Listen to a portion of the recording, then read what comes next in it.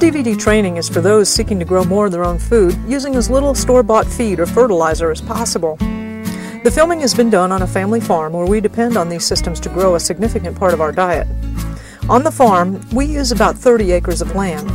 But that much area is really not necessary, and much of what we'll be showing you can be implemented in a large suburban backyard.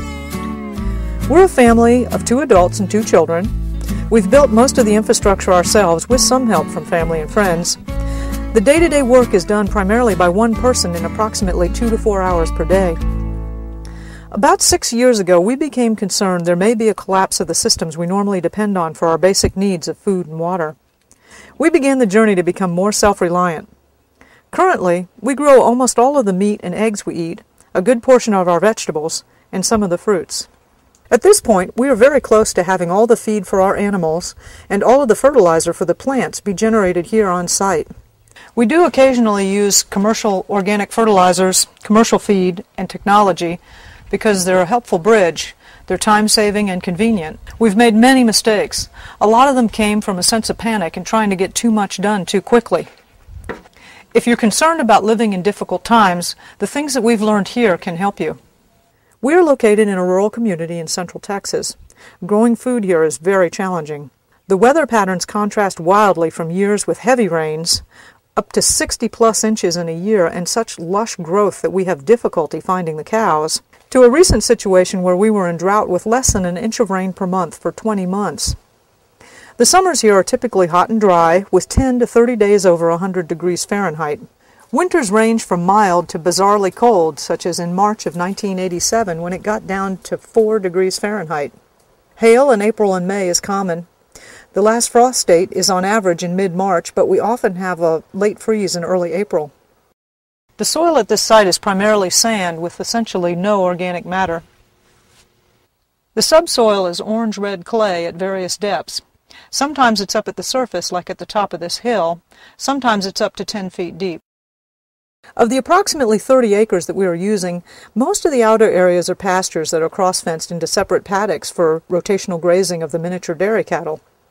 Note that we won't be focusing on large livestock or large acreage in this video. We present this to demonstrate that rotation of crops and animals is needed regardless of scale. From our experience to date, the approximately 20 acres of pasture can support 2 miniature dexter cows if their calves are removed early. It takes a lot of land for a glass of milk. The bulk of our living and growing area is on less than 2 acres, and as already mentioned, much of what we will be showing can be fit into a suburban backyard. The principles are the same regardless of the size of land you have to work with. Our homestead, gardens, and orchard are located around the top of a hill. This is not an ideal location as hilltops have poorer soils, if any, high winds, and greater fire hazards. There are some advantages, such as generating power from wind and being able to feed water via gravity, but if you have a choice, growing food is often easier in a valley. There are many different ways to set up food production systems, and in this DVD training we show you what has worked at this particular site. It takes about a decade to get the skills and experience to become reasonably self-reliant. This is a multi-year journey with many challenges. We intend this DVD to be a video tutorial to get you started, and a reference for you to come back to as your skills and systems expand.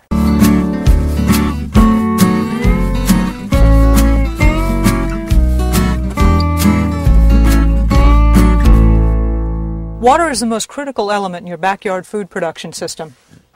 Not all water is the same. The different qualities of water depend on its source. Rainwater is the best water and is often called the gold standard for garden plants and trees.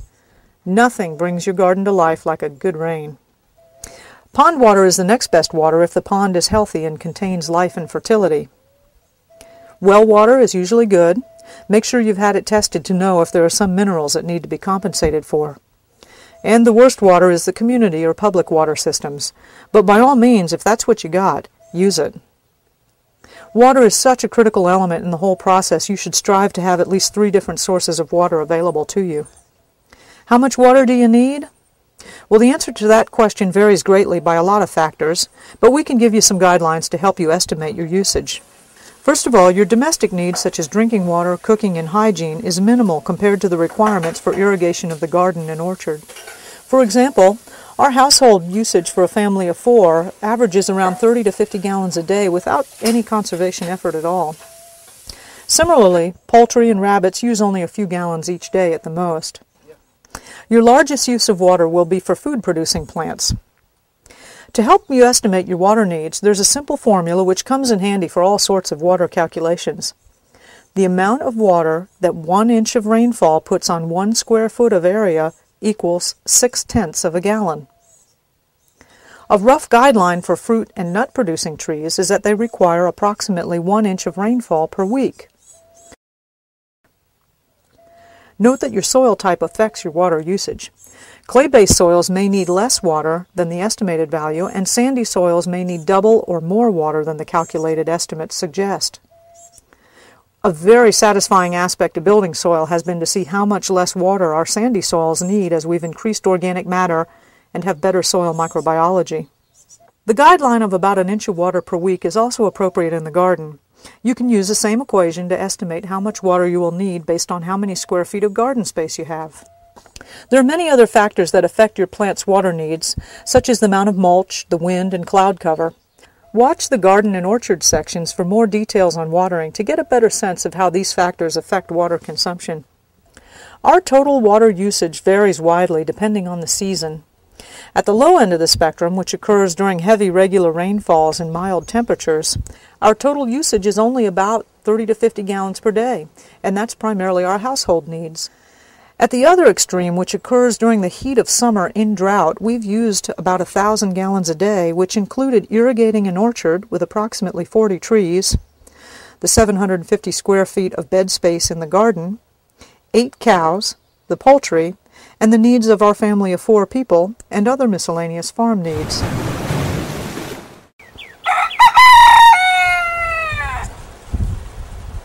Water is so important, we're working to create collection systems off of every roof we have. We'll show you some of the systems we have. They range from being big and complex to being very simple. In the Documents section, we have included for your reference an excellent manual on how to build a rainwater collection system. It's written by the Texas Water Development Board, and we've found it very useful. Our biggest rainwater collection system collects water off the roof of this 2,400 square foot barn. To determine how much water you can collect from a roof, you use the same formula as before. The amount of water that 1 inch of rainfall puts on 1 square foot of area equals 0.6 of a gallon. Note that you only need to know the area the roof covers. The pitch or slope of the roof is not a factor. From the 2,400 square foot barn, we collect 1,440 gallons of water with every inch of rain that falls. There is a total of 34,000 gallons of storage capacity in these tanks around the barn. The location of the big barn at the top of the hill works out great for distributing the rainwater via gravity. Here are some details about how our system is built. Each tank is installed on a level platform made of homemade concrete, which is a mixture of sand and clay.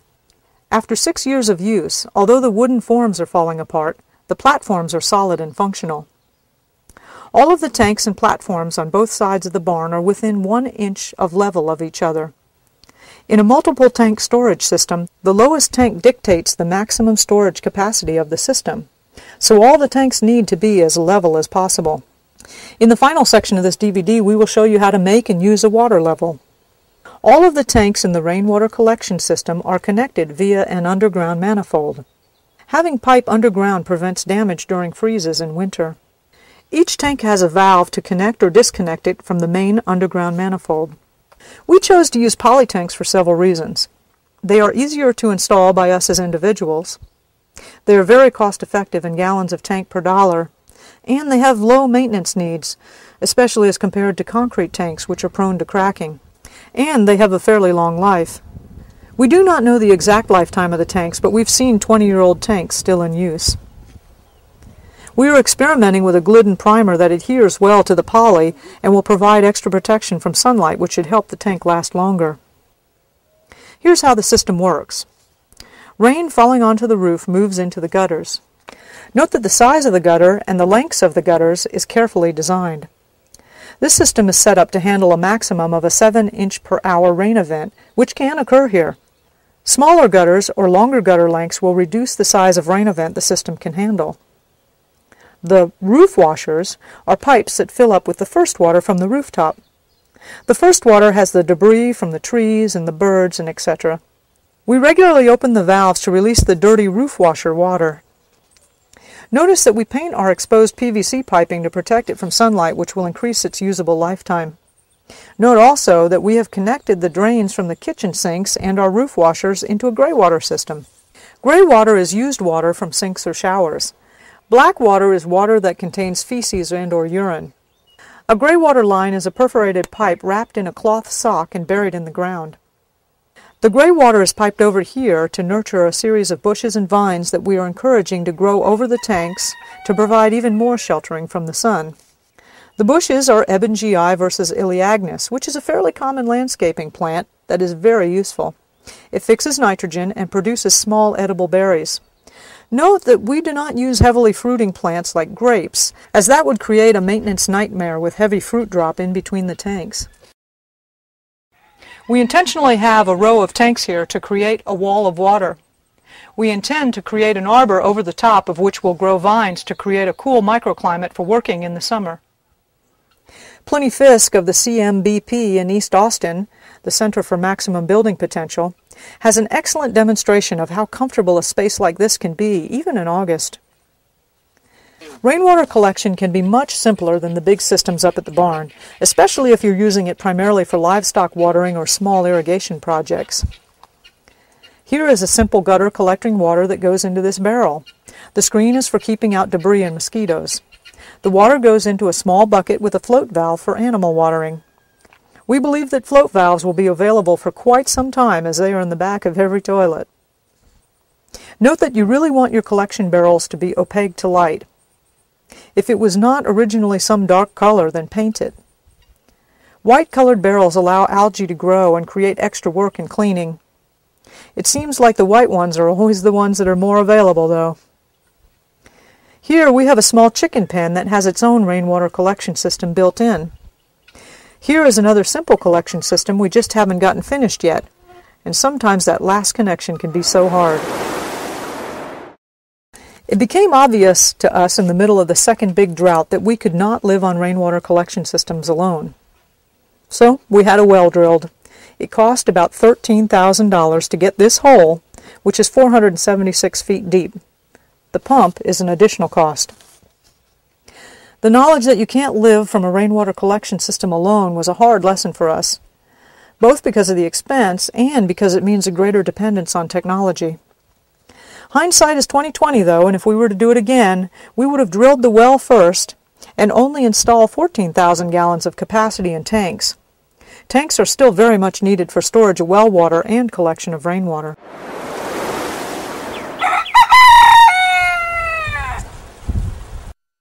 Most of us don't have a lot of room or enough water for a big pond, but even a tiny one like this really enhances your lifestyle.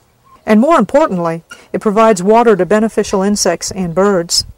Note that when placing a pond, that ponds shaded by trees have less evaporation and stay fuller longer in these arid climates. If you are lucky enough to have a bigger pond, stocking a pond with catfish has by far been the easiest food source we've generated. The Texas Agricultural Extension Service has an excellent booklet on raising catfish in small ponds, which is in the DVD documents section. Unfortunately, the water level in our pond varies significantly, from up to about a quarter acre in size in rainy years, down to almost nothing in drought.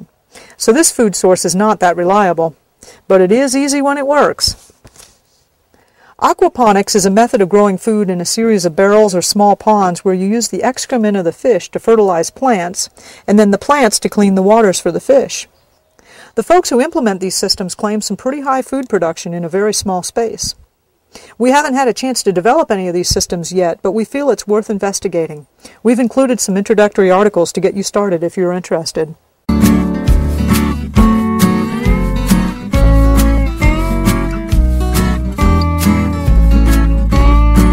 The heart of your backyard food production system is in the garden. Let's start with where you want to put your garden if you have a choice. We tried 4 different places and learned a lot from each location. Many gardening books are written for gardeners in the northeastern part of the U.S., and that wisdom says to plant on the south-facing slope. So we put our first garden on this south-facing pasture. We laid out at least 4 or 5 layers of cardboard to cover the Bermuda grass, and then we piled up an 18-inch thick mat of hay on top of the cardboard. We punched holes through the cardboard and planted down in that. Here in Texas and most of the Southwest, we have an intensity of sun. With the continual wind and heat on that south-facing slope, we could never keep anything moist enough to grow. We also found that Bermuda grass has no problem finding its way through that much cardboard and mulch. Our next 2 garden sites were in the orchard area on the northeast slope, which was better in terms of the coolness and moisture. And the main lessons that we learned again were that Bermuda grass is a formidable challenge, and even a short walk of 150 to 250 feet was too far away. The garden has to be right by the house if it's going to be tended well. It's why they're often called kitchen gardens. Another consideration in locating your garden is the effects of shade or trees or structures surrounding your garden. These shadow maps drawn during the summer solstice are an easy and helpful tool you can use to get a sense of how much light an area gets. Getting morning sun and afternoon shade is an ideal combination for Southwest gardens. How much garden area do you need? Fortunately, a man named John Jevons has been working on this question since the 1970s. He's developed a complete method of sustainably growing food called biointensive gardening. We keep coming back to this method as it's designed to provide a complete diet, taking into consideration proteins, fats, carbohydrates, minerals, and vitamins that you need. The method is used throughout the world, and it assumes that you start out with little soil or money. From the biointensive research, to sustainably grow the entire food needs of one person requires 4,000 square feet of growing space. This drawing shows 40 100 square foot beds. You can fit these 40 growing beds into a 7,500 square foot area if the paths are mostly about 1 foot wide. This is the space needed for a complete vegetarian diet for one person. Now, of those 4,000 square foot of growing beds, 2,800 square feet are primarily for growing compost materials to replenish fertility in the system, and only 1,200 square feet is for active food production. The biointensive method focuses on a vegetarian diet, and many places in the world where his methods are used, the people can't afford any livestock. In our garden, we have a small rabbitry. The rabbits provide meat and, almost more importantly, fertilizer. Our setup here with 750 square feet of bed space and the 8-cage rabbit hutch is enough to feed one person fairly well year-round. Now, this is not a complete system, as it depends on bringing in cut greens and grasses for the rabbits and hay for both the rabbits and for mulch. Once it is established and you have the experience to manage it, it takes about 10 to 15 hours per week to grow all the food you need in a setup like this. Our inspiration for the garden rabbit synergy comes from a missionary group outside of Waco, Texas called World Hunger Relief. World Hunger Relief has a manual titled Backyard Food Production, which we highly recommend. They also offer courses and workshops. After trying the other locations, each with really big areas, we started this garden with just 1 bed and then added more space slowly each season. And we highly recommend that you start small.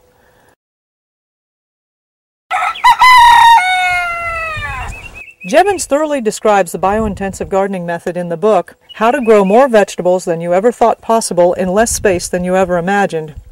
An easier introduction to the method is contained in the book The Sustainable Vegetable Garden, also written by Jevons. We can't teach you the whole method on this video, but here are some key points. In a new garden, measure and stake out a bed. Many of the beds in this garden are 4 feet by 12.5 feet for a total of 50 square foot per bed. This is actually an established bed, and we will explain why we have these trees in the middle of the row later in the section. For a new bed, if you can get a soil test done, that will help you determine what minerals can be added to enhance fertility. Adding soil amendments is only done once in the beginning of establishing a bed. ATTRA, A-T-T-R-A, the Alternative Technology Transfer for Rural Areas, has many free online resources for sustainable farming. They have given us permission to include in the documents section a paper discussing mineral content in a variety of homemade and commercial soil amendments. But before soil tests came along, people knew the soil quality by looking at the weeds that grew in it. And one source for that kind of information is a book called Test Your Soil with Plants by John Beebe. Different layers of soil have different levels of biological activity, and the biointensive method takes care not to overly disturb soil layers. If you have a clay-based soil, the soil is prepared by a technique called double digging. Here we have mostly sandy soil, and double digging is not necessary. If you have rocky soil, well, you're going to need to import your soil and have raised beds. In fact, if you can afford to buy good soil right at the start, just do that. If not, don't worry. You can grow your own over time. Growing soil is one of the foundations of the biointensive method. We mark the corners of the beds using this rebar and PVC pipe. The PVC can rotate easily when the hose is dragged around.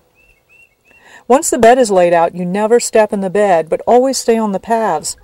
Stepping on the bed causes soil compression and damage to the roots. We use a kneeling board to distribute weight if we have to get onto the bed. Another key of the biointensive method is to conserve soil, space, and time. Seedlings are started in flats and then transplanted into the garden when they are large. Garden beds are only used by bigger plants. These are corn seedlings. Corn is not the best food crop in terms of calories and nutrition. We grow it because the kids love it and it gets them involved in the garden. Growing so intensively means you need to replenish the fertility on a regular basis. Before each new planting, we add a specific amount of compost. In this case, 3 to 6 5-gallon buckets of compost to a 50-square-foot bed. Corn is a heavy feeder and needs a lot of fertility to produce well. Other plants like squash and turnips don't require much fertility, and the legumes like peas and beans add fertility to the soil. In the biointensive method, crops are planted in a hexagonal pattern at very specific distances, which maximize yield while minimizing the amount of soil needed. In a hexagonal pattern, you can fit in a lot more plants than conventional straight rows. There's much more to the biointensive research and the biointensive method. If you can't find a gardening teacher, don't worry. Take any gardening classes you can and hang out with neighbors who garden. Get the biointensive book and integrate as much as you can.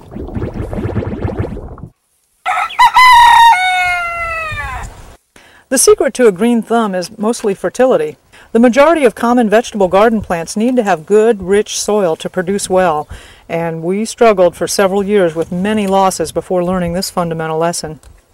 Regardless of your soil type, continually adding compost is the main key to fertility. Clay soils, sandy soils, rocky soils, compost fixes them all. So how do you make compost? Basically, you need lots of organic matter. If you recall, in the biointensive method, with the 40 growing beds, 28 of those beds are for growing organic matter just to make compost. Fertility is that important and that challenging. The plants in those 28 beds are sometimes called carbon crops. Making compost is easy. We've included several documents describing various composting methods in the documents section. Here's a brief overview, though. For the purposes of compost, all organic matter is divided into roughly 2 categories, browns and greens. Some examples of browns are dried plants, hay, newspaper, cardboard, and leaves. Some examples of greens are green plants, fresh grass, vegetable scraps, and manures.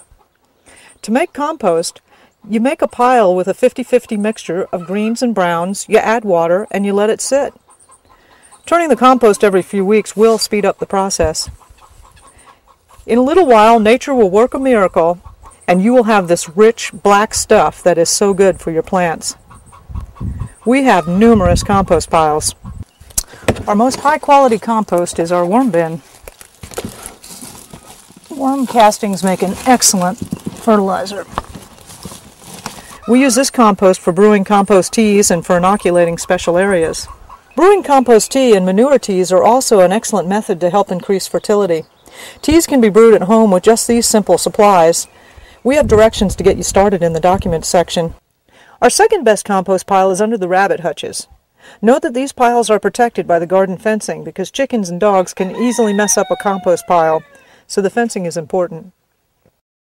Now, chickens put out a lot of manure when they're roosting at night, and here is a very simple compost pile under this roost.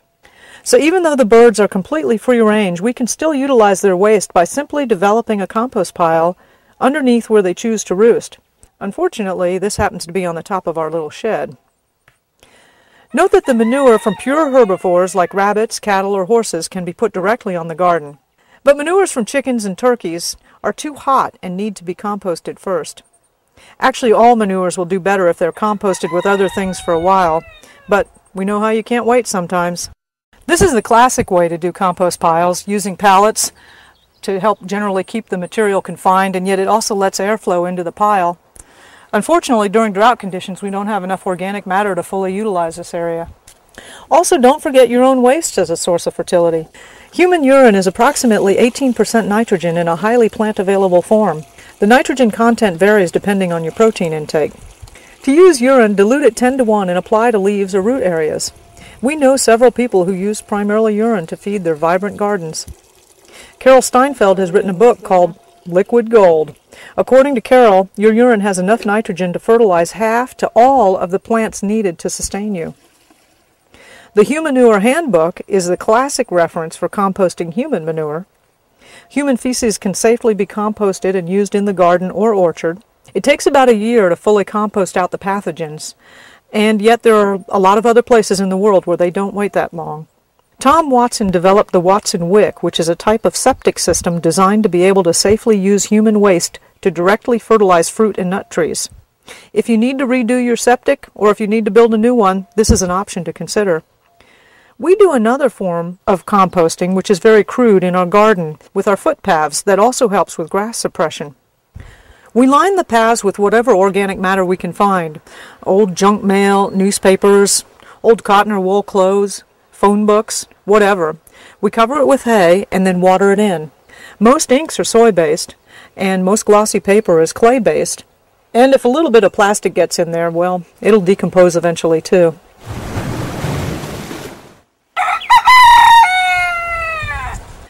How much water your garden needs will vary by many factors. For example, on hot, clear days with high winds and sandy soil, you're going to need lots of water on a daily basis. On cool, overcast, still days in clay soil, well, you won't need to water at all, probably for several days to a week. You'll also find that different parts of your garden have different needs. And even within a bed, there are variations. For example, the corners tend to be drier than other areas. There's an old gardener saying, "Water the edges and the center will take care of itself." A key concept to keep in mind is that you're watering the soil, not necessarily the plants. A classic way to tell if you've watered enough is if the surface of the soil is shiny for 5 seconds.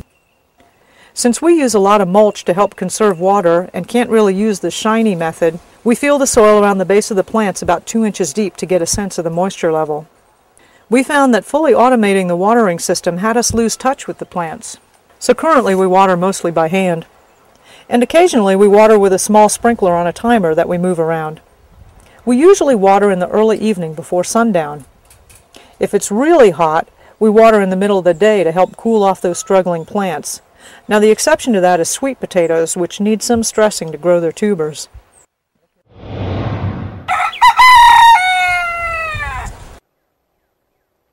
Wind causes stress to plants and dries out your soil, and that's why we have this windbreak all around the garden.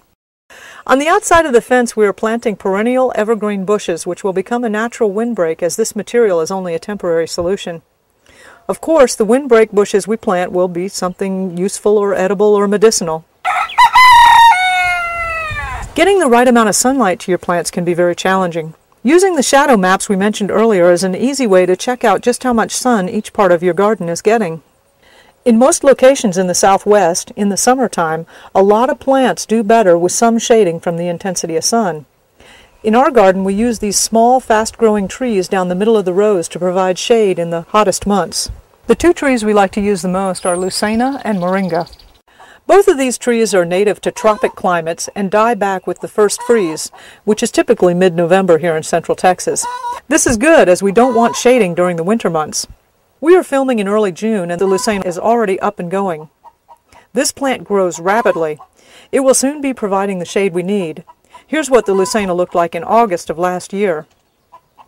This row was planted specifically as feed for rabbits, and we have realized that this close of a spacing, about 1 foot, is too dense a shade to grow anything underneath it. Planting the trees 3 to 4 feet apart makes a better level of shading and sunlight for the vegetable crops underneath. These rows are oriented north-south, which allows sunlight during morning and afternoon hours, but gives a light shade during midday. Both the Lucena and Moringa are heat and drought tolerant with many other uses. Lucena is in the legume family and fixes nitrogen in the soil with its root system. This helps to fertilize the other plants grown around it. Also, Lucena's young pods, leaves, and seeds are edible. The dead trunks left behind in winter can be left in place to make an easy structure to drape with protective coverings, or used as a scaffolding for vining plants. All parts of the moringa tree are edible and or medicinal. The leaves of the moringa are highly nutritious for humans and livestock alike. The moringa seeds can be used to purify water. In addition, these trees with their transpiration of water helps create a lush microclimate in the garden, cooling the area and reducing your water usage. There's just a tremendous amount of research available on both these trees, as they are used extensively in developing countries to alleviate hunger and malnutrition. See the document titled Plant Allies for Southwest Gardens, along with other information in the Documents section. Also, we will have more to say about Leucaena in the Perennials and Other Essentials section of this DVD. Most insects are beneficial to the garden. Malcolm Beck has written the classic book, Texas Bugs, the Good, the Bad, and the Ugly, which has some wonderful insights into the many dynamics of insects in the garden. In his book, Malcolm explains that nature primarily sends in insects to attack only weak or unhealthy plants. So the main answer to all bad bug problems is to make sure you have healthy plants. We have a two-step process for dealing with serious insect outbreaks. First, we let the chickens or guineas into the garden for a short time. The poultry have a preference for insects and they eat them first. We watch them, and when the chickens have finished the bugs and start eating the greens or scratching up the beds, well, then we run them out. The second step is we immediately address the underlying issue of weak or unhealthy plants by adding some fertility, checking the watering, weeding, mulching, or whatever is necessary. Some other more preventative techniques we use to minimize bug problems is we rotate our crops using different locations each year. This helps to disrupt insect reproductive stages. We use this graphical snapshot every few months to keep track of what was planted where. And although this is not a complete record-keeping system for the garden, it is quick and easy, and actually sometimes it's all we can do. Another technique is to always have a few things flowering in the garden, as that helps to keep the good bugs in the area. The good bugs often eat the bad bugs. Sometimes those flowering plants are just simply weeds, sometimes they're old crops on the way to seeds, and sometimes they're intentionally planted.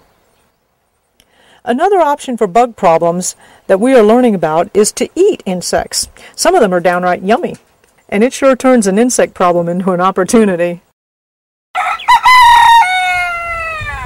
We used to get very hung up trying to find the absolute best variety of vegetable plants.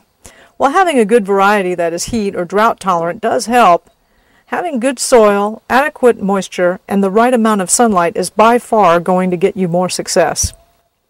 Your local garden club or gardening neighbor is the best source of varieties to use. Buying seeds in bulk and sharing with neighbors is a very cost-effective way to get seeds. To store seeds, the key thing to understand is that seeds lose their viability with exposure to moisture, light, and heat. Ideally, seeds should be stored in around 5% humidity in the dark below 50 degrees Fahrenheit. If you have a refrigerator available, store seeds in a tightly closed jar in the fridge. The cupboard above the stove is not good. Saving seeds from your own plants is ultimately the way to go. You can get crops that are highly productive and specifically suited to your soil and climate. We have included in the Documents section an excellent beginning book on seed saving written by Bill McDorman. Start out with some of the easier seeds to save, such as beans, tomatoes, or okra. These do not need to be isolated, and the seeds are large and easy to handle. It really does take about a decade to become skilled in growing your own food. Getting started can sometimes be the hardest part, but here are some suggestions to get you going. First of all, get a compost pile going. Then start with one garden bed. Only add another bed every other season as your experience and skills grow. Initially, buy some starts from the garden center and wait to try starting from seed until later. Take all of the gardening classes that you can and visit as many gardens and farms as you get the chance. Get the Biointensive Gardening book by Jevons and start incorporating as much of his methodology into your efforts as possible. Don't worry yourself with seed saving or companion planting, moringa or leucaena or moon phases until later. We know there are pressures to get as much going as soon as possible, but starting small will really be the best use of your resources. Be prepared for failures and just keep on replanting. If nothing else, life will surprise you.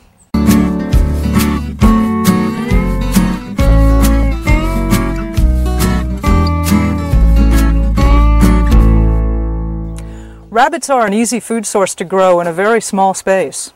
In our garden we have an 8-cage rabbit hutch. Each cage has 5 square feet of space. 1 buck and 3 breeding does take up 4 cages, and the remaining 4 cages are used to grow out the babies. You can get about 90 rabbits a year from a setup like this. The rabbit wastes are composted directly below, and this is almost more important than the meat or the fur that the rabbits provide. A rabbit hutch needs to be a comfortable space for the rabbits. They don't need a lot, but they do need to be protected from the elements. Using as much natural shade and protection as you can will reduce the building costs. This direction is east, and the rabbits get a lot of protection with shade in the morning from natural shade. There's a thick hedge on the north side which provides some break from the northern winds. But our setup here is not ideal. That direction is west, and often the afternoon sun comes in here and it's too bright. Even with this overhang, it's not long enough. We use these feed bin covers and this tarp to provide some extra shade. Our roof is made of scrap metal, and metal seems to magnify heat and cold, so we've put extra insulation under here. The tarp also serves as an extra roof insulation. Placing the rabbit hutches on this side of the garden would have been a better location because they would have gotten natural afternoon shade from these trees behind us. We would still need the same roof, insulation, and tarp, but it would help the rabbits to be more comfortable. We use cages made with 1/2 inch by 1 inch wire mesh. This close spacing is to prevent snakes from getting in, and it's also easier on the rabbits' feet and prevents what's known as sore hocks. We regularly stuff hay into the rabbits' cages, not only for them to eat and chew on, but also for them to burrow into on cold nights.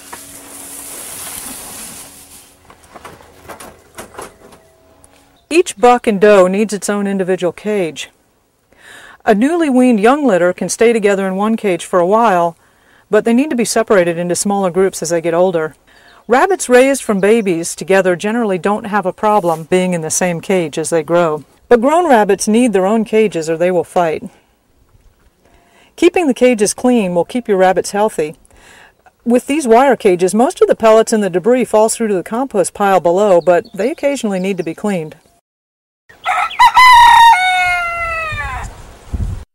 Rabbits need access to fresh water both day and night. Your watering system can be as simple as having a bowl in each cage. There's also some simple plans for making waterers out of old plastic bottles. To reduce the amount of work and maintenance, we use gravity-fed water from this tank to nipples in each cage. The system is easy to set up using 1/2 inch PVC. Note that the piping under the roof is insulated to prevent freeze damage, and this setup can go down to about 25 degrees Fahrenheit without problems. If we think it'll get colder, we simply drain the system using the valve and refill again after the freeze. Okay, you can...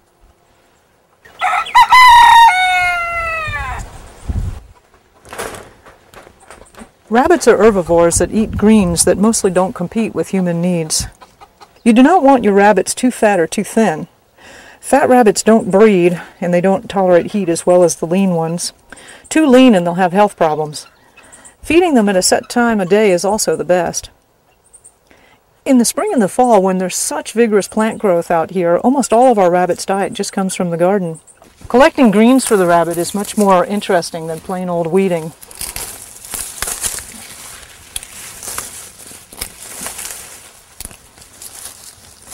A rough guideline is to give the rabbits about as much as they can eat for one full-grown rabbit in an hour.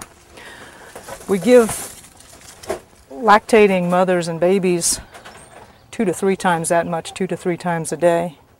A mature rabbit can maintain body weight just on grass and hay alone, but growing babies and lactating mothers need more protein. They need legumes like peas or beans, or vetch leaves, which are high-protein sources. A reason for growing the Lucena in the garden is for the excellent high-protein rabbit food. In the warm season, rabbits eat Lucena, moringa, sweet potato greens, mulberries leaves, and almost any kind of grass. Mostly in this garden is Bermuda and Johnson.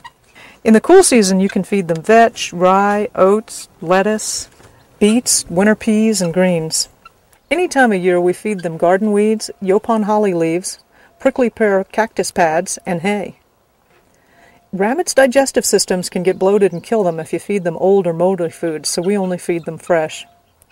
Also, avoid feeding plants from the nightshade family like potatoes or tomatoes, or the mustard family like turnips. Also, avoid broccoli and cauliflower type plants. Since many of the plants have low levels of toxins in them, don't feed more than 10% of any one kind of plant. During the late summer and the winter, we're using commercial rabbit feed for about half of the rabbits' diets. A grown rabbit on a maintenance diet only needs one of these small cans worth of food each day. But give mothers and growing babies as much as they want. In the documents section, we've included a research paper by Labas on the nutrition of different feedstocks for rabbits. This paper is very helpful in determining the quality of various foods. Also, the folks over at World Hunger Relief in Waco, Texas are working on quantifying a local sustainable diet for raising rabbits in Central Texas.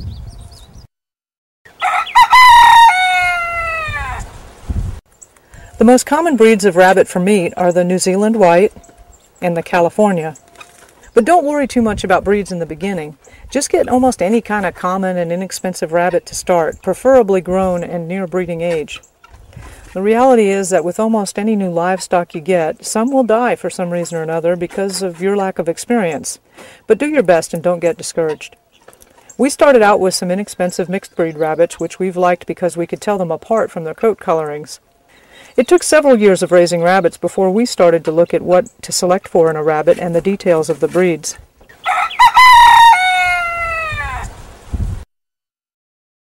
Rabbits breed like rabbits. Rabbits have powerful hind legs and sharp claws. Always wear protective clothing over your wrists. You can bleed to death pretty quickly from cut wrists. We keep an old sweatshirt on a nail here just for this purpose. When breeding, always take the doe to the buck.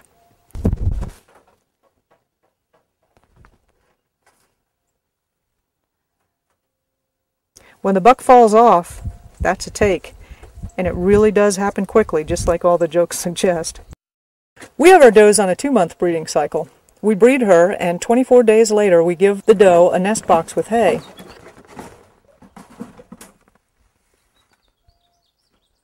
Before putting it in the cage, we clean out the debris and let it sit in the sun for a few hours to sanitize.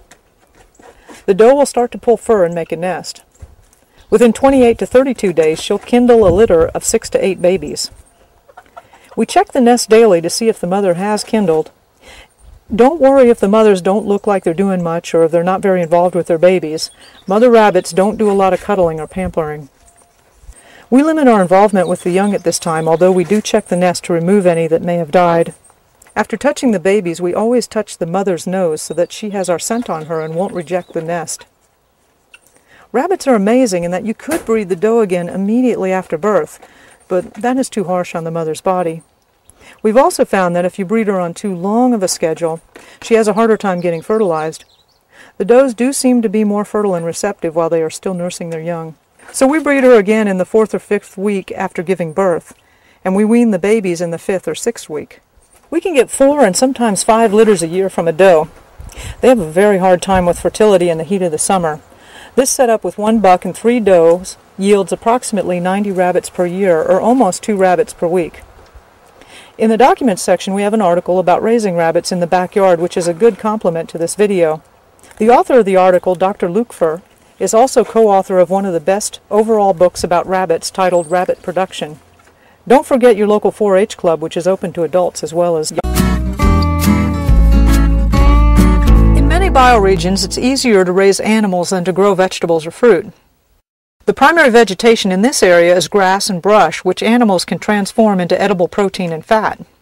Animals also deal with temperature swings and climate variations much better than vegetable plants and most fruiting trees. The argument that meat is a wasteful luxury is true when applied to commercial operations which feed grains to fatten animals for meat. In the systems we are presenting here, the animals are specifically chosen because they are herbivores or insectivores that eat food stocks that do not compete with human needs. A necessary part of the food cycle is the killing and processing of animals. Rabbit fryers are harvested when they are about 2 months old and weigh somewhere between 3.5 and 4.5 pounds. The carcass will dress out at about 50 to 60% of live weight, and about 75% of the carcass is edible. The process is easier if you don't allow the animals to eat for 12 to 24 hours prior to butchering. Rabbits are a good backyard food source in that they are easy to process and can be done just before cooking, so you don't need refrigeration. The butchering of all animals is about the same. Deer, goats, raccoons, chickens, all are similar with only a few minor variations, and all of them can be done with a simple pocket knife. Using hooks set up on a board or hangers for larger animals does make the job easier. Most people use other tools like tin snips to cut off feet and specialty cutting tools, and these do help save time. We will demonstrate here with just a knife so that you can see that it can be done without anything more complex. Any knife will do. The sharper, the better. We prefer high-carbon steel blades as they can be easily sharpened manually. A good knife doesn't have to be very expensive. The Swedish Mora knives are only about $15 at this time. The downside is that they do tend to rust and they need to be sharpened frequently. Stainless steel blades stay sharp for a long time and don't rust or discolor, but they're very difficult to sharpen manually. Having a clean area to work in with running water makes the process much easier. It's not necessary, though. Many hunters completely field-dress deer in the woods with only a pocket knife and a bit of rope. Please understand that this is not a commercial kitchen and these methods are only for meat you intend to eat at home. I'm not particularly good at this and I really don't enjoy it. Professionals working in rabbit processing plants can completely process a rabbit in less than 90 seconds. It still takes me about 20 minutes. Fasting for a day or two before the butchering helps for the first time you try this. Hunger gets you in touch with the reasons why you're doing it. My intention is always to make the kill as quick and as painless as possible. Animals rarely die right away, and there usually are a few moments of spasm in the bodies.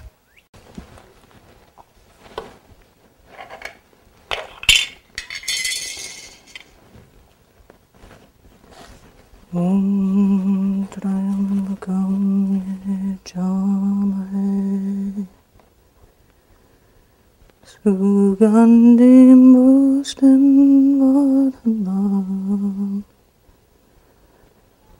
O kanil avimavan. Sugandim bosten varanam. The first step is to wet the hide down, because if you've got running water to do that, it keeps the fur from getting all over the meat.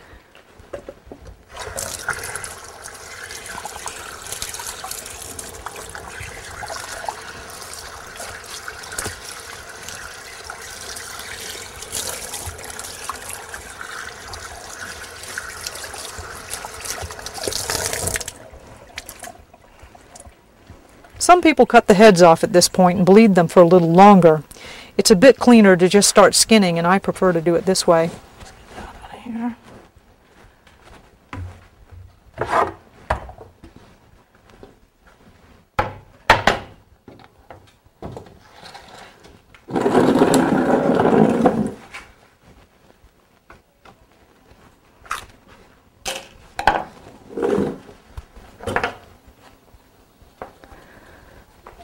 One of the first steps is to cut the fur off from around the hocks.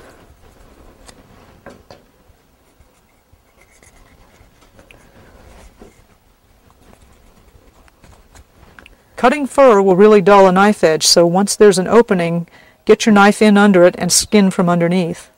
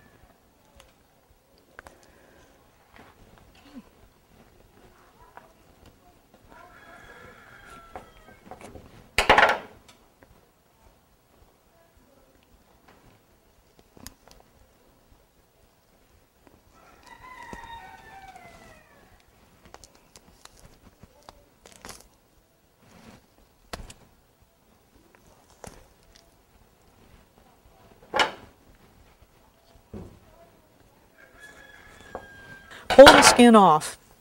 If you are saving the skins for tanning, it's important not to use your knife, but to pull the skin off, as knife cuts make the tanning process more difficult.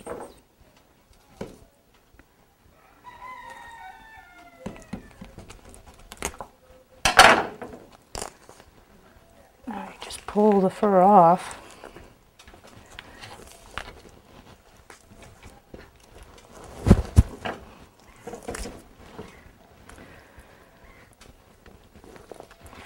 And it gets amazingly physical here.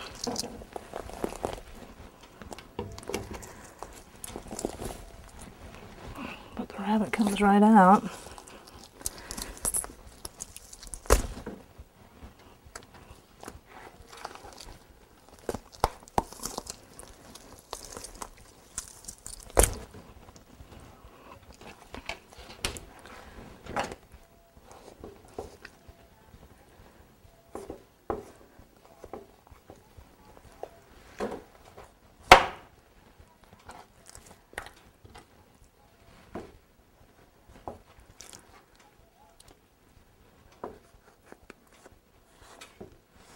Cut the skin from around the forefeet and neck,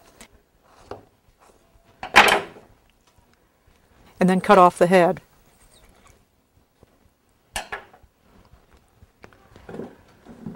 Cut the tendons and then snap the feet off.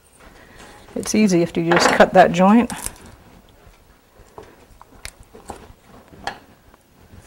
And then twist it or pop it off.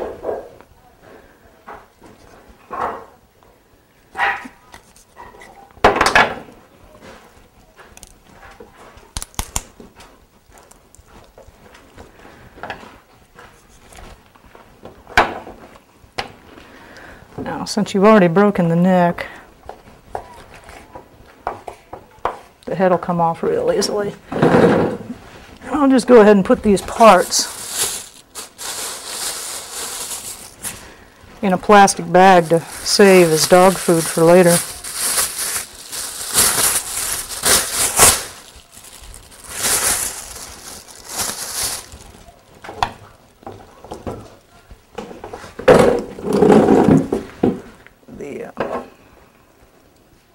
The hocks are similar to the front. You just break that tendon and then, oops.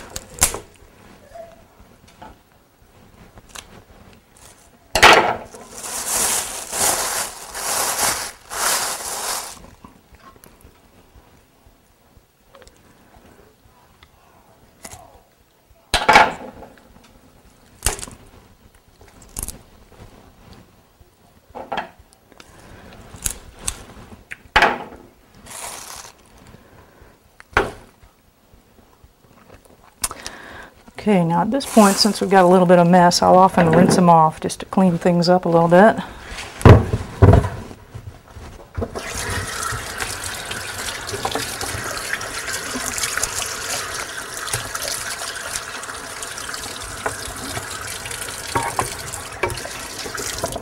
This one got a little bloody on me. They usually aren't that bad.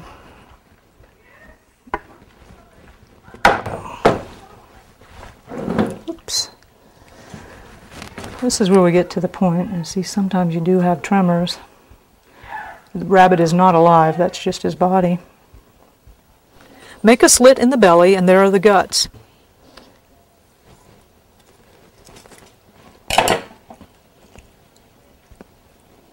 Examine the organs as best you can. Each time you'll learn a little more of what a healthy rabbit looks like. Having a reference book to check helps a lot. I use the rabbit production book mentioned earlier. So here's the big colon. See, he hadn't eaten for a while, so there's not much in the colon, which is what I did. I didn't let him eat for like 12 hours beforehand, and there's not much in the rectum, although you can see some pellets. Now here is the liver. Generally, the first organ to learn is the liver, checking to see there's no abnormal color, inflammation, or scarring, or any worms or discoloration.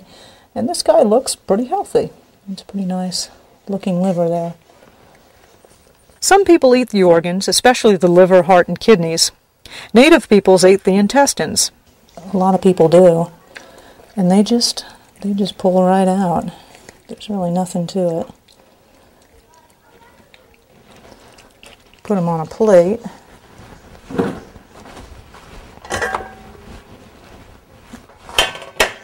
And we'll have a doggy that really wants to eat that. Now you want to get the kidneys out. And this fat by the kidneys is highly prized in some cultures. And again, the fat in the kidneys.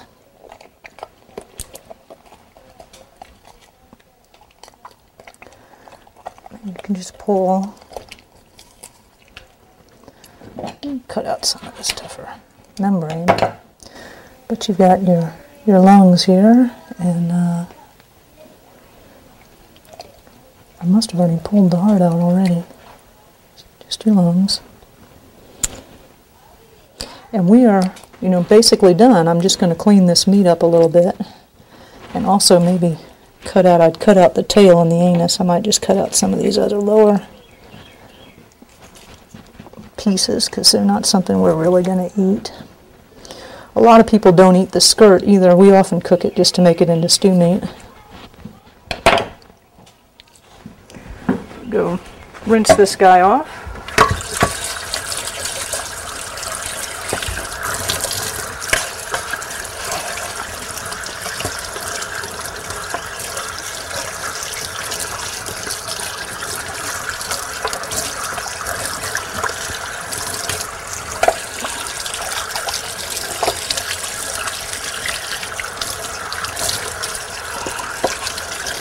Often just rinsing through.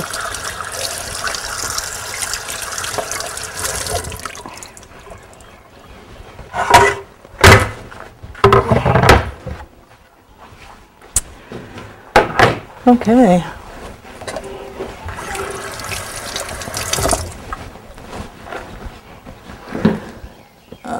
Now I'll just kind of feel around with my knife here. It's not an exact science by any means. Not for me, anyway.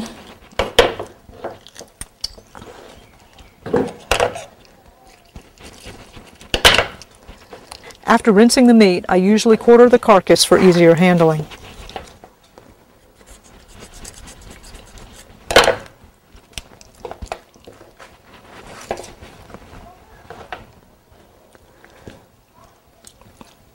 Turn him over so you can see him a little better.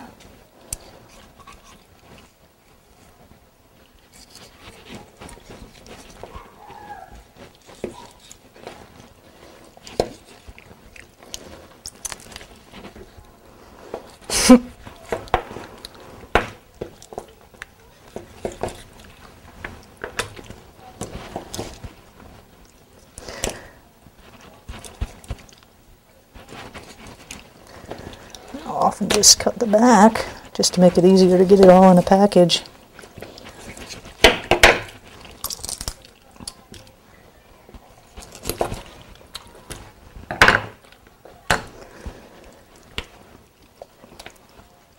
And there you've got, most of your pieces.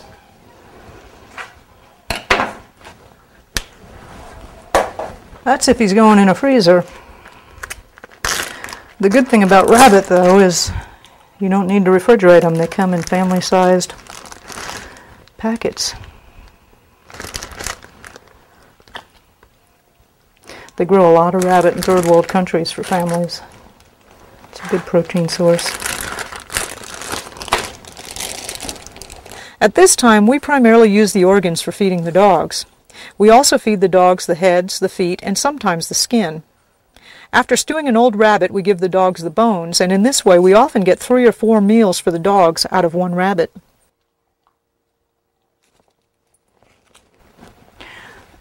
Now, some tanning you can do with simple chemicals, and in those furs we'll package up and put in the freezer, but some skins, since we've taken it off like this, and it's almost like taking a sweater off of somebody, you can just put it over some 2x4s and let it dry like that.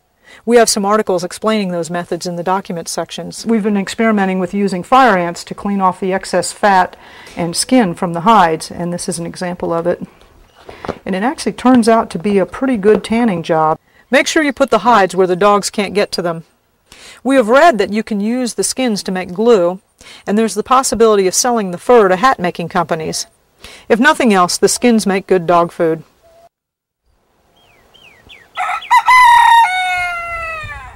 Other than rabbits, you are most likely to butcher an old hen or extra rooster.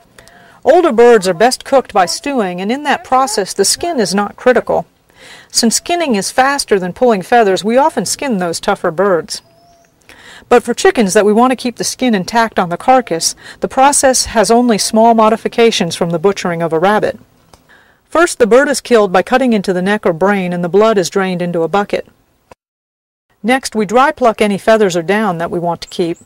Then we dip the birds into hot water, which is around 180 degrees Fahrenheit, for about 2 minutes, which loosens the feathers and makes it easier to pluck. Note that a simple fire pit can be made out of an old barrel and some pieces of rebar. A metal garbage can works well if you don't have a big pot. After soaking in the hot water, we pull out all of the feathers. Then it's very similar to rabbit processing, in that we cut off the heads and feet, we remove the anus and tail, we open the abdomen, and remove the guts. Next, cut out the craw, which is a sack of small rocks the chicken uses to digest food. It's located near the collarbone. Rinse the meat to clean it, and you are done. All of the scraps can be fed to the dogs. When butchering other animals like goats or raccoon, there are small glands that you really want to remove. They are usually near the skin and often go out with the skinning process, but check with someone knowledgeable before butchering them.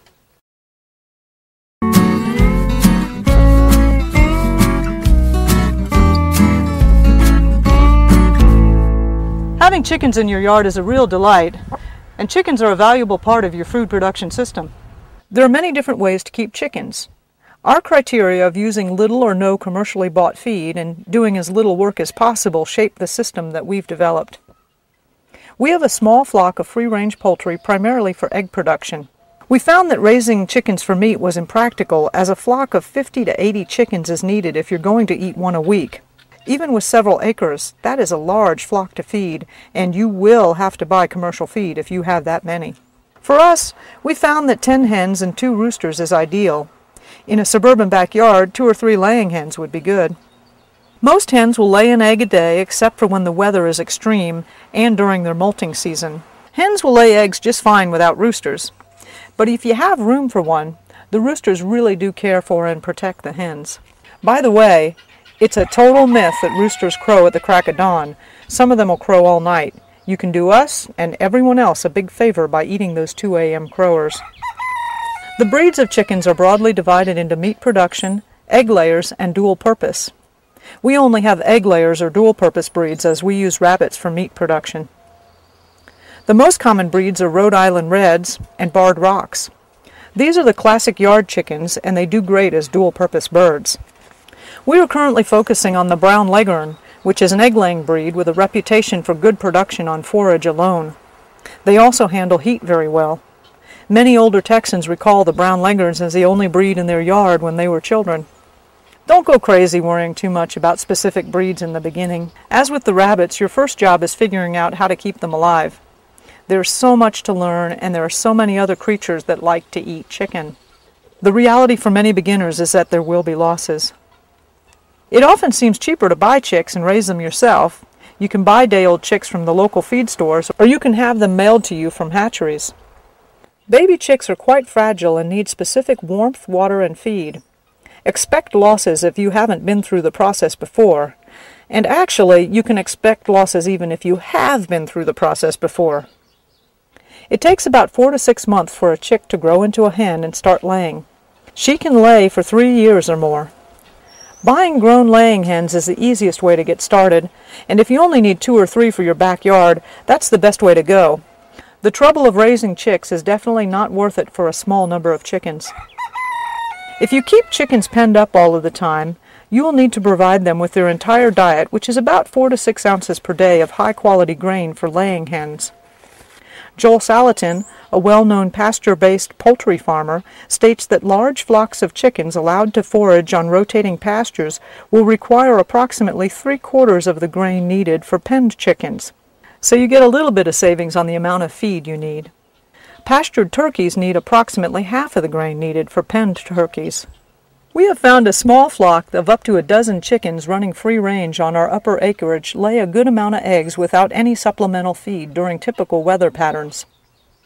In a large suburban backyard, 2 or 3 laying hens could work out well without needing any feed and only a little bit of food scraps every now and then. If we use commercial feed, we throw it out under the trees, and the chickens will come out here and scratch and weed for us. They will not be able to do a complete weeding job, but they do help. There are lots of other creative ways to get feed for your chickens right from your own land. In warm months, we often use traps to collect large quantities of high-protein bugs to feed the chickens. A pan of water under almost any light at night catches a good amount of bugs. This time we've caught mostly June bugs, which the chickens love. If you come across any old putrid meat like roadkill, put it in a bucket with a loose lid or some holes drilled in it, and feed the ensuing maggots to the chickens. It works, although the stench is a bit hard to deal with. We are planting trees like mulberries and hackberries as a low-maintenance and easy source of food for the chickens. One supplement we have not been able to figure out how to get for the chickens here on farm is calcium, which they need for their eggshells. We currently provide them crushed oyster shell, which we just leave at the base of a tree for them. They have free access to it whenever they want. All livestock need access to fresh water. For our free-range birds, we have several buckets fed via rain barrels. When we have to pen up some birds, we use this bucket and trough setup. The bucket holds the water that goes into this homemade trough with a small float valve. And this chicken tractor has a rainwater system with waterer built in. Just a simple can with water works well if their time in the pen will be short. We found that this style of commercially available waterer works well. These plastic ones are difficult to use and easily grow algae. Our chickens are completely free range, which means we do not keep them in a coop in the day or night. They roost in the trees. We like this approach as the birds can get those early morning bugs and go about their business without our having to open or close any doors. Having a dog or dogs to protect the poultry at night is essential if you want your poultry to survive in a free-range system like this. If you do not have dogs to protect your poultry, then you will need to have a very secure coop for them, and we mean secure. Those predators have all night, every night, to figure out how to get in. We've learned that raccoons will dig to at least the length of their arms before they give up, so having a protective skirt of at least 8 inches around the outside of the coop, or walls buried at least 8 inches deep, is necessary. We recommend a strong, small opening wire mesh for the sides of the pen. Chicken wire is actually not that good. It's not strong enough and the openings are large enough for some snakes. You would be amazed at how wild creatures can figure out how latches work, and raccoons easily open doors secured with multiple bungee cords. Lots of folks do keep chickens safe in coops, but be aware that there may be some losses while you learn what works and what doesn't. For sizing a coop, a general guideline is that each bird will need to have about 4 square feet of space. If you're not going to let them out during the day, you need an additional 10 square feet per bird. Chicken coops need to be cleaned out about once per week. Since a lot of hens lay early in the morning, many folks have a system of keeping the chickens penned up until mid-morning, letting them out after they lay. You will need to provide some feed for the chickens for the morning and give them a bit of feed in the evening to entice them back into the pen. The big upside is you get all of the eggs. One of the downsides with totally free-range chickens, without having them in coops, is that we don't get 100% of the egg production. So, it's Easter all the time. We've gotten good at setting up places where we know they will want to lay. It's not as hard as it sounds. Even with a free-range flock, it's a good idea to have a small coop or pen. When you get new birds, keeping them in a pen for a few days helps them to get acclimated to your yard. And sometimes you need to isolate birds or separate them. A chicken tractor is a small coop you can move around. The idea is that the chickens will weed, till, and fertilize the area inside the tractor, and you don't have the chore of cleaning out the coop as you just simply move it to a new location. We found that this was not very effective for deep-rooted weeds like Bermuda grass, and moving the tractors got to be more work than it was worth. but the chicken tractor can be useful in some situations. Keeping a small flock of chickens for eggs is an easy-to-implement piece of your food production system. With a small free-range flock, you can basically get eggs for free with little or no input in feed. Using a small coop or buying feed is a good way to start. Your first time as a chicken owner, expect some losses and don't get discouraged if you have to try several times before you get the predator protection, feeding, sheltering, and watering all worked out.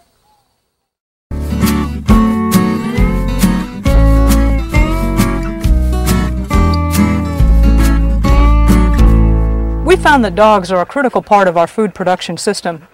We went through heavy losses in plants and livestock before we finally got the dogs. Come on, girls. Come on, Farm Dog 5 Spot. Let's go. Come on. Even in a suburban backyard, a medium-small dog would be an asset. You may not realize all the predators your neighborhood has. We tried everything to keep the poultry alive or the deer out of the orchard without the dogs, and I mean we tried everything. Dogs are a much simpler solution, and they do a lot of other useful work. These dogs are outside working dogs. Their main job is during dusk, dawn, and night. It is a natural thing for dogs to chase off predators like deer, foxes, squirrels, and raccoons, and some dogs bark at hawks and overhead predators. These dogs are not pets, and it does take time to work with them to teach them what they should and shouldn't be doing. We've seen a lot of farmers and gardeners just dump a dog out there expecting it to know what to do, and later getting angry when the dog goes to eating chickens, tearing up garbage bags, or doing something undesirable. These dogs have other jobs than predator patrol. We are currently training Farm Dog to pull a cart. Dogs also can do herding. Another important part they fulfill in the system is eating meat and bone food scraps. Unused meat products attract fire ants and other predators. If the dogs didn't eat it, those items would have to be carried a good distance away each day. Dog-human partnerships can be far more productive than most people realize. We had very little experience training animals prior to getting our dogs, and we're certainly not professional dog trainers. But here's the information we started with and suggestions we followed that have worked for us. A good dog can have an understanding of vocabulary similar to a 3 or 4-year-old human. Having an expectation that your dog is intelligent and wants to please is the foundation for developing a good working relationship. Start communicating with your dog using simple words or specific whistles. Keep in mind that learning anything new requires many repetitions. Reinforce desired behavior with either treats or praise. Let your dog know you are unhappy with a low, growling tone of voice. Remember to hold an expectation the dog will learn and wants to do a good job. It is a good idea to regularly do some leash work. If you have a bigger area, walking around your boundaries lets the dogs know what they are to protect. We don't mess with that, do we? Those are goose eggs, huh? Yes, you can train a dog out of eating chickens after they've done it. You do have to be harsh, and you may have to repeat the process 2 or 3 times, but they do learn. Both of these dogs ate poultry in the past, but they've learned not to do it anymore. Our dogs are fed from butchering scraps, table scraps, eggs, and what they can hunt. We rarely buy dog food. Yes, you can feed your dogs the raw butchering scraps from the animals they are to protect. Dogs understand property rights. Feeding the dogs at random times keeps them more attentive to us and their work. When we had the dogs on the set schedule, they got lazy and irresponsive, only showing any interest at set meal times. We've also found that overfeeding them made them fat and lazy. They usually get fed once a day, typically in the mornings, as we want them to be a bit hungry at night while they are working. We also give little treats at other random times.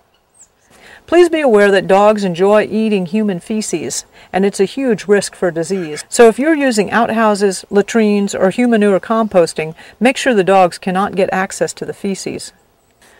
We have the dog houses near where the poultry sleep. We feed the dogs in that area, and water is available there. When they are reprimanded, Farm Dog 5 Spot, go home. This is where they go for time out. We used to have a kennel, but found that a chain hung from a nearby tree is more effective for restraining them when needed. To make sure the dogs have easy access to every area we need protected, we cut this hole into the fence which lets the dogs through but keeps the geese in. We intentionally only have 2 medium-sized dogs. The dogs need to be big enough to handle the larger predators, and not too big so we don't have to buy feed for them. In a suburban backyard, a 25-pound dog would be a good size. Having dogs a bit on the smaller side means that they sometimes need support. For example, when facing a pack of javelina or a group of coyotes, our dogs sometimes need help. Their barking lets us know, and our human presence often scares off the predators. Yes, that means we get up in the middle of the night to protect things sometimes. On occasion, the dogs have treed a raccoon or cornered an armadillo, and this is an opportunity to get meat either for you or for the dogs. These dogs are half Pyrenees and part heeler and other mix. We spend a lot of time looking for good working dogs. That does not mean registered or purebred. It means we've seen their parents and grandparents at work herding or protecting livestock. If you can find a grown trained dog, that is best, as puppies are a lot of work. If you can't find some actual working dogs, then staying with breeds that have been working with humans historically is a good bet, such as the Pyrenees or the heelers or border collies. Good dogs are invaluable partners. Our food production system is highly dependent upon them. They do take time and effort to train and work with, but it's well worth the effort.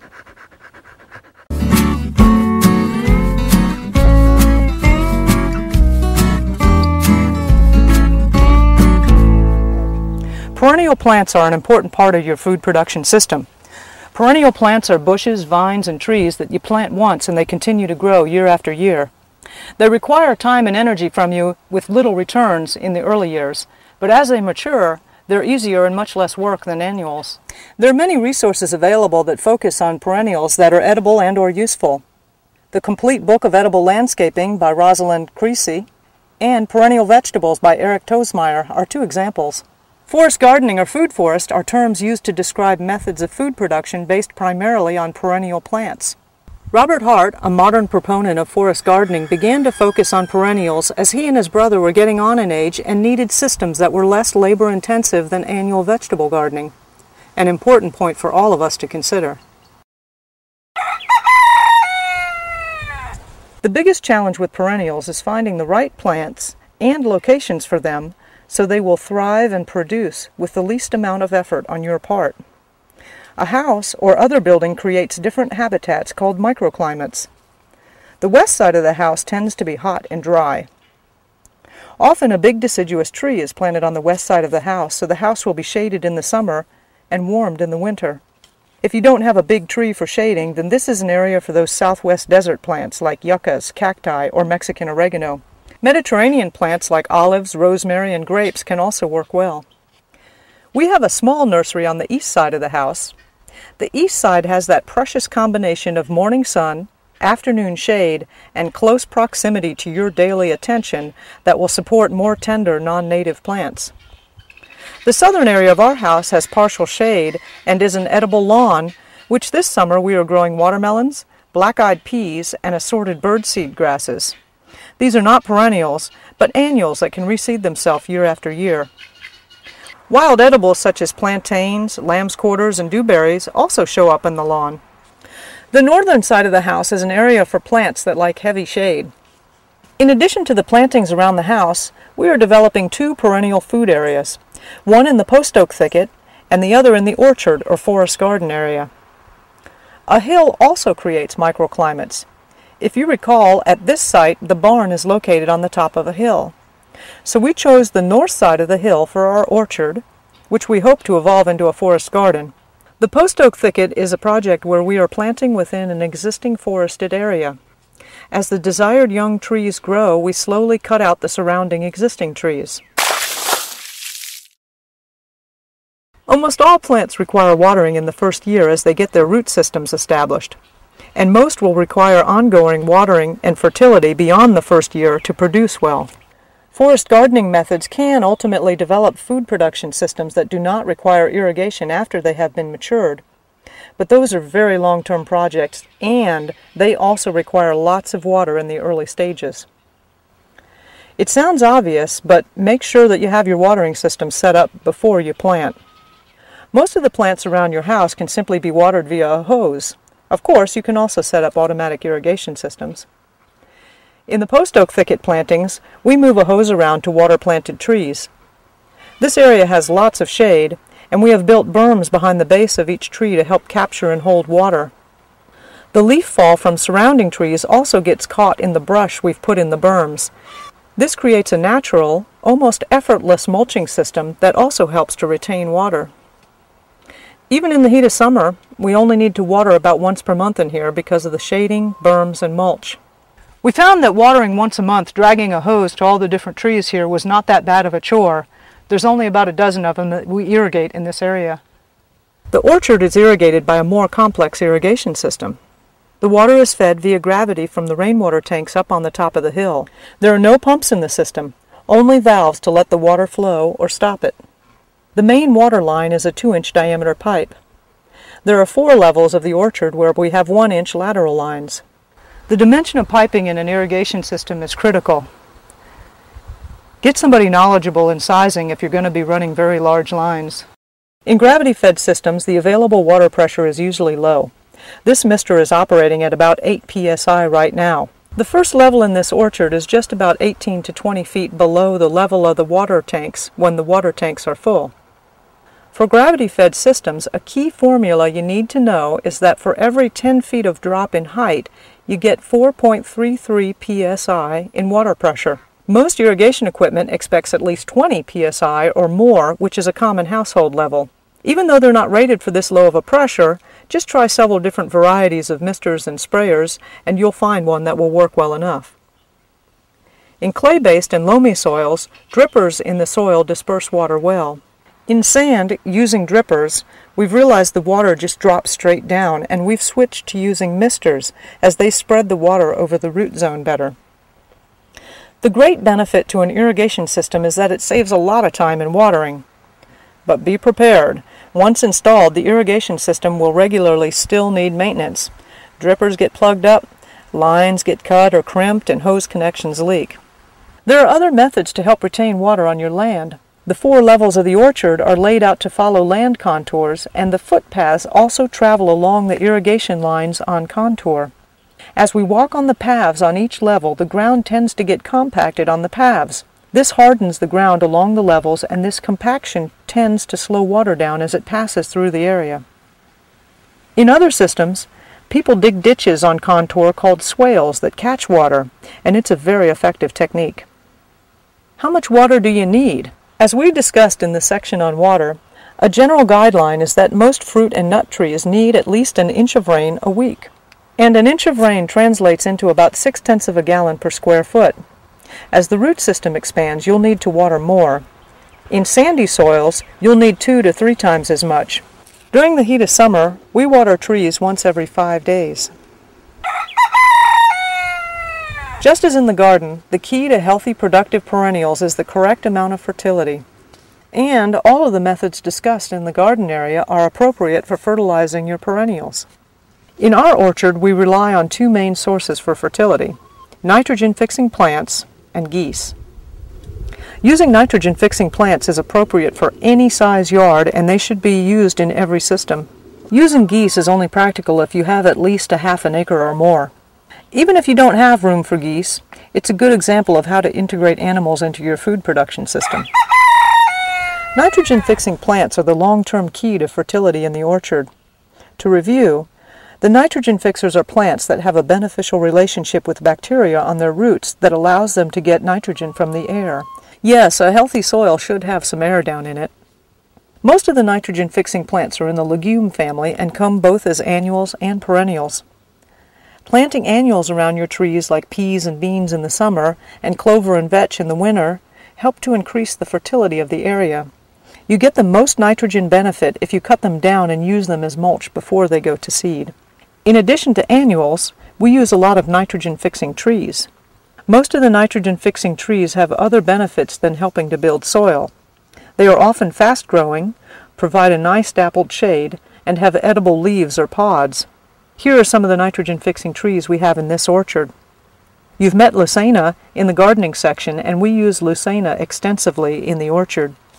There is information on propagating Lucena in the More Essentials section of this DVD, and written materials in the Documents section. This autumn olive is a small deciduous tree that fixes nitrogen and produces an edible berry. This one makes an excellent companion to this persimmon tree. Growing these trees together is a form of homemade fertilizer. Not only are the roots intermingling, but the extra leaf drop in the fall helps the persimmon. We're growing these honey locust trees with the intent that they will grow and become big canopy layer trees.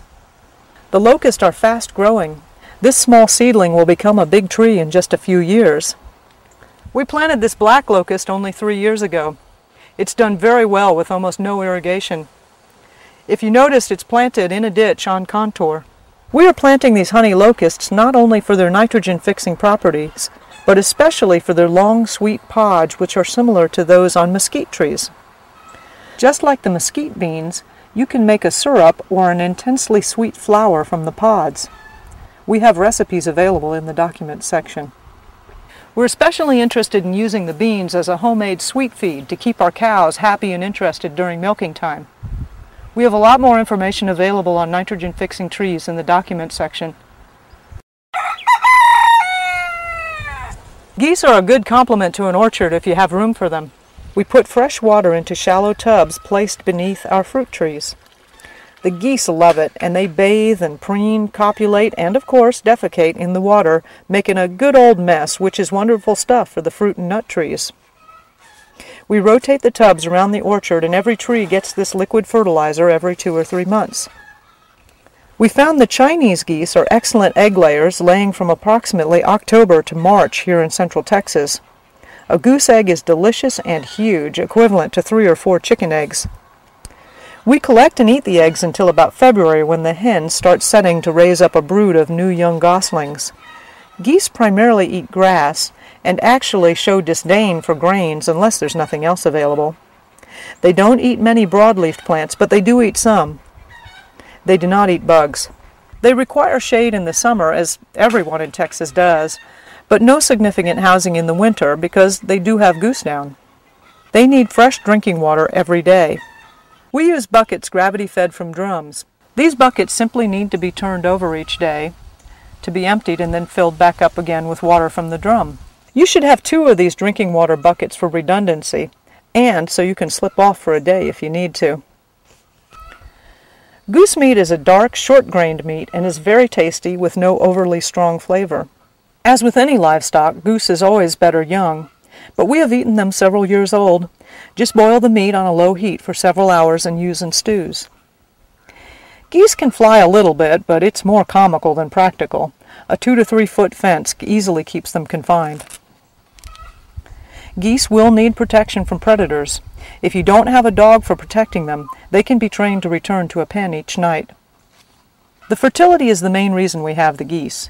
Getting eggs, down, and feathers and meat is a real bonus. Filling up the water buckets and pans is a daily chore which can be skipped occasionally, but it's basically free fertilizer and is much easier than hauling in manure or compost from other sources, which we don't really have anyway.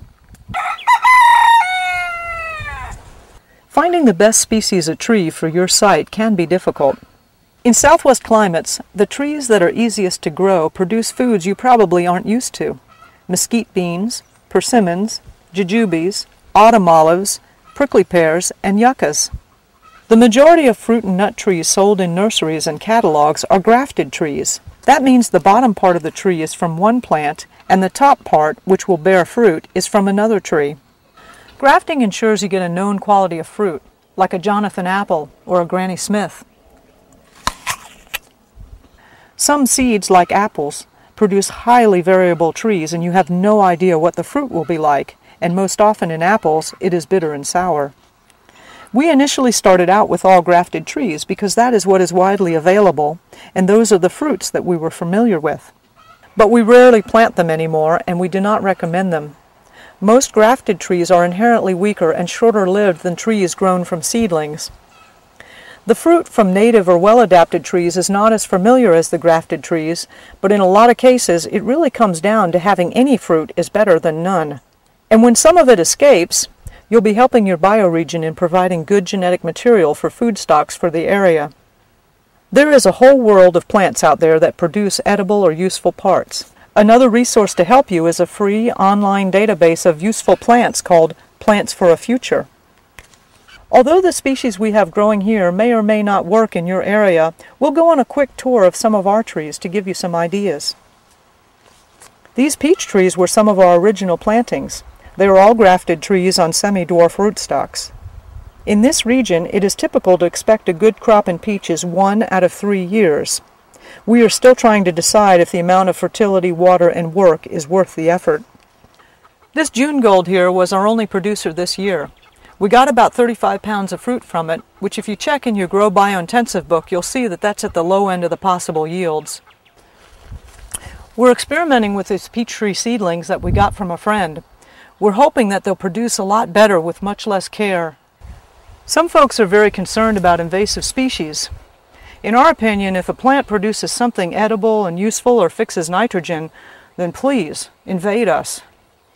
This particular 5-leaf Mwbfp vine is probably a problem in other bioregions with higher rainfall, but here it has produced a delicious fruit within the first year with very little water and minimal care.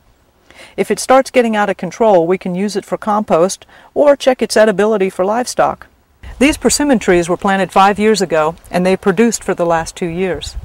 Here in Texas, trees with thorns seem to do the best. These 2 jujube trees were planted 5 years ago. They have not yet started producing. We have planted several mulberry tree seedlings this winter. These trees grow quickly. Not only will the mulberries be good for us and the chickens, but the leaves are good forage for rabbits. We got this elderberry as a root sprout from a friend. It's only a year old and it sure wants to be here. These are pawpaws. These are East Texas natives. This plum was planted 5 years ago. Most of the blossoms this spring got killed by a late frost. This is a grafted tree. In the future, we will be planting some of the good native plum trees that are hardier and more productive. Acorn meal is delicious and makes great pancakes. We are tending these oak trees just for the acorn crop. For more information on how to use acorns and recipes, see the documents section. The best time for planting most trees in this region is in the fall. That way the trees can get a good start on their root systems long before the onslaught of summer. We find that trees that come in this size pot are the optimal size. They have a big enough root ball to get established, and yet they're still cost effective. Bare root trees seem to transplant just fine, but since most of them are grafted trees, we don't use them anymore. We have had losses as high as 90% of the trees planted at a time. Some of this was our own ignorance, and part is because this is a very difficult region to grow in. The good news is that as trees get older, they get stronger and are easier to maintain. Hopefully your losses won't be that high, but be prepared to have failures. Even native and well-adapted trees are going to need care for the first years to get established. When trees are young, they must be weeded, especially from grass. Some weeds bother trees and some weeds don't. We've seen lamb's quarters and grass essentially starve a young tree to death. These cowpen daisies and camphorweed do not seem to bother the trees at all. Learning these relationships is hard won. Mulch is extremely important in the summer months to help retain moisture. The absolute best mulch is wood chips, as their slow decomposition involves a fungal process that is also very beneficial to the tree. Wood chips are expensive and not easy to get, though. So if hay is what you got, use hay. Cut weeds, leaves, pine needles, corks, old cotton clothes, all those things also work. Our normal rain cycles are heavy 1 to 3 inch rains once or twice per month. Under those conditions, we like a thicker 4-inch mulch which absorbs and holds a lot of that moisture. During drought conditions, when rainfall comes in thinly 1/8 or 1/4 inch splatters, then our mulch is just a thin layer. Hopefully the size of your yard and your budget will limit you to only a few trees to start. Don't torture yourself with an acre. Talking with neighbors and maybe getting some seedlings from them is the best way to find good plants for your area. Befriend the folks at the native plant nursery nearest you. Other local nurseries and sometimes the county extension agents can be helpful. Set up your watering system before you start digging. Plant nitrogen-fixing plants at all levels first, the herbal, the bush, and the tree layers. When you think of fruit, ignore your grocery store background and start exploring what grows naturally in your bioregion. You may already have some food sources such as oaks, yuccas, or mesquites in your yard. When you choose your trees, go for the native or well-adapted seedlings that will produce with the least amount of water, fertilization, and attention. And since you are exploring unknown territory, be prepared to make a lot of mistakes.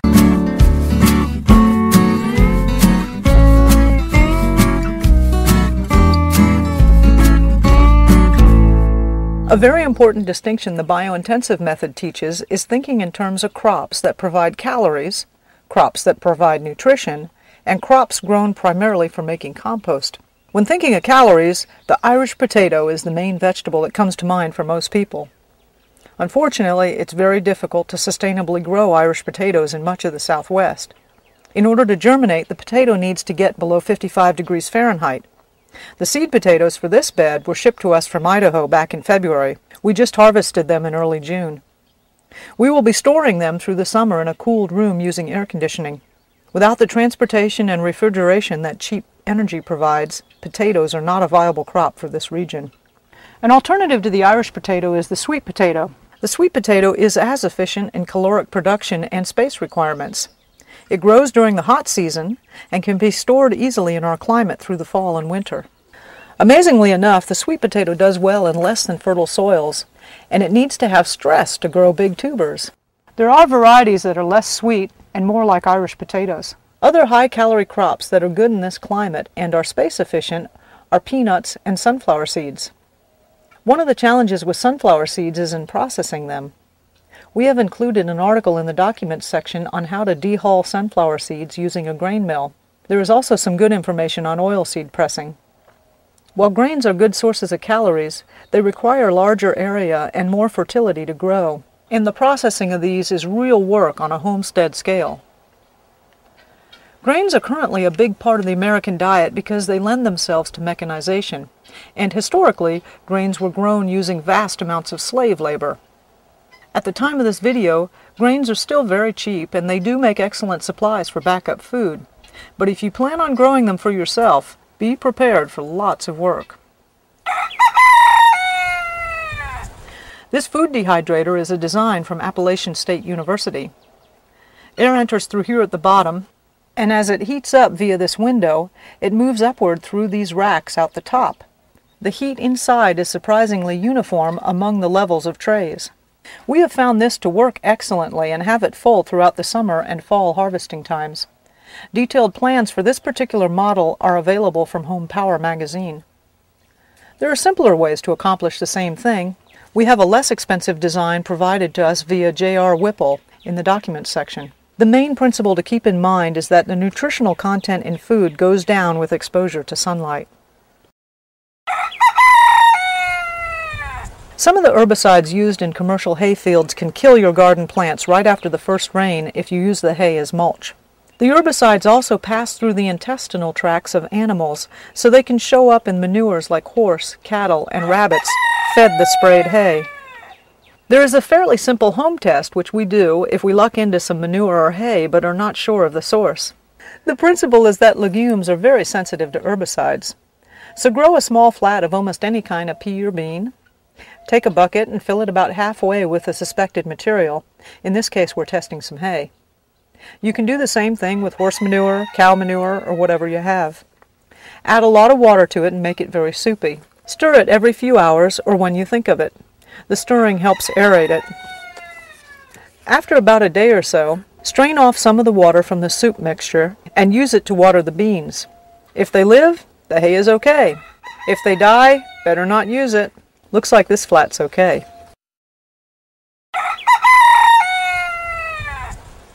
There are two main things we've learned about fire ants. The first is that the anti-fuego mix developed by Sabino Cortez and Malcolm Beck is highly effective against fire ants in addition to other insects. It is commercially available in local nurseries, but it's also easy to make at home. We have a short write-up in the documents section describing how to make it and several uses of the mixture. Basically, it's made from orange oil, compost tea, and molasses. The principle is that the orange oil dissolves the exoskeleton of insects. The compost tea provides microorganisms that further destroy the insect, and the molasses feeds the microorganisms. A homemade orange oil is made by simmering the rinds of citrus and skimming off the top layer of oil. A molasses-type syrup is made from mesquite or honey locust beans. Check out the recipes in the documents section. And any of your compost piles provides the microorganisms. The second thing that we've learned about fire ants is that if you totally wipe them out in an area, the cut ants move in. And cut ants can destroy your garden and orchard within a day. Since the fire ants do much less damage to crops, we've learned to live with them We treat mounds in places we walk, and we leave them alone otherwise. Fire ants really like protein, especially meat. If we are having a problem with cut ants, we put out a bit of meat near the plants we want to protect, and the fire ants will come and end the cut ant problem. As we've changed our lifestyle towards more physical labor, we've had a lot of injuries. Cuts, bruises, punctures, scratches, lacerations, strained muscles, fractures. Having a decent first aid kit and knowing how to use it will become more and more important to you.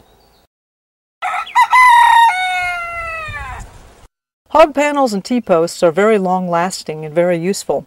We use them in many places for trellises and arches.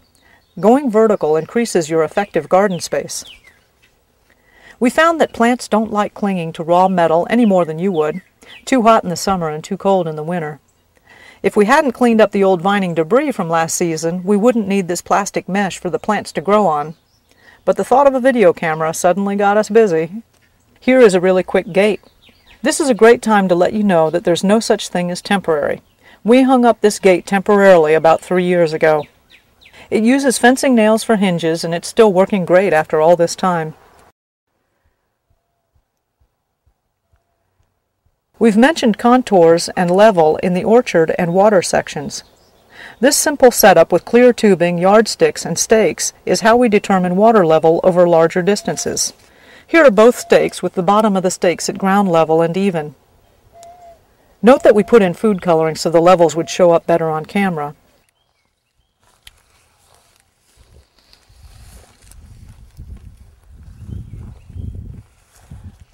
Oops. Get that vertical.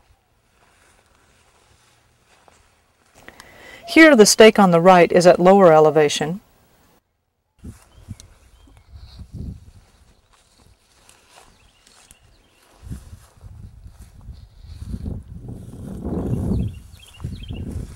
Here the stake on the right is at higher elevation. You move your level along, and when you've got it level at the second spot, you mark that spot with a stake. And then you'll continue to move it along. This is the contour which we've marked out for visibility.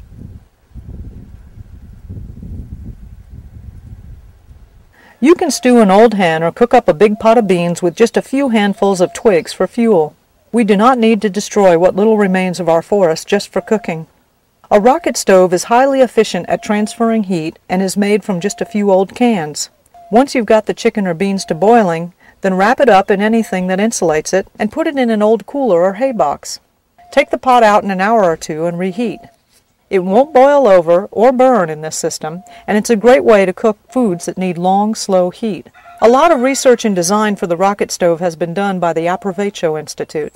Some simple plans to get you started on making a rocket stove are located in the Documents section. Eric Mwbfp was kind enough to let us include his booklet with lots of useful information titled In the Wake. There is information on water collection, water filtration, latrines and gray water, quick lighting, and lots of other useful information in the event of a crash of the grid. Print it out just in case. Lucina is often started from seed in March or April in a protected area. The best directions for the process are in the World Hunger Relief Manual on Backyard Food Production. Here is an overview of the process. The seeds need to be scarified either by pouring boiling water on them or by nicking them with a knife or a pin. Let them soak for 12 to 24 hours. The seeds will swell up. Inoculate them with nitrogen-fixing bacteria if you can get it. Plant them an inch deep in the best and richest soil you can make. We often put 5 or 6 seeds in a pot as the germination rate is usually low. These sprouted after about 10 days. They grow pretty quickly. Transplant them out when they are between 6 to 12 inches tall, which should be in about a month or two from seeding. Dig a wide and deep hole. Double dig the bottom of the hole if you have a heavy clay soil. Add at least a gallon of compost to the hole. Add at least a gallon of herbivore manure to the hole. And add a few tablespoons of lime to the hole. This should be done even if your soil is alkaline. If your soil is really acidic, add more lime. Mix the old soil and added ingredients.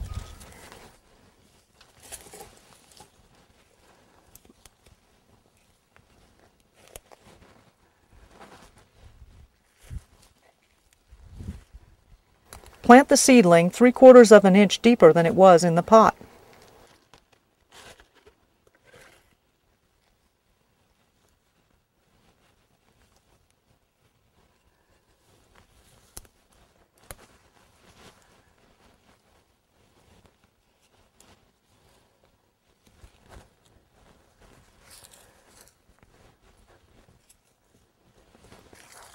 Water in well and water weekly. They will grow about 1 foot a month. In the second year, it comes back as a multi-trunk tree with an amazing amount of leaf matter.